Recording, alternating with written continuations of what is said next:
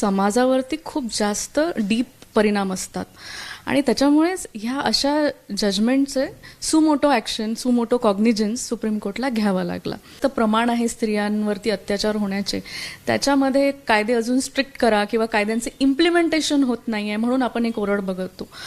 जेव्हा असे जजमेंट्स येतात तेव्हा एक कुठेतरी जे क्रिमिनल माइंडसेटचे जे लोक आहेत त्यांच्यासाठी एक हे तयार होते की चलता है.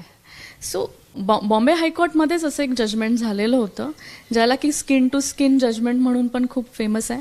फॅक्ट्स आणि ज्या प्रकारे ऑब्झर्वेशन्स किंवा ज्या प्रकारे ते जजमेंट हेल्ड झालं हे अगदी ह्या जजमेंटसारखंच आहे.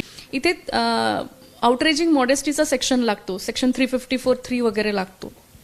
पण रियालिटी ही आहे की IPC-मध्ये असा स्वतः सेक्शन आहे जो म्हणतो की अटेम्प्ट टू रेप किंवा अटेम्प्ट टू एनी ऑफेन्स याच्यासाठी 511 हा एक वेगळा सेक्शन आहे. त्यामुळे आपण जे बघतो की 376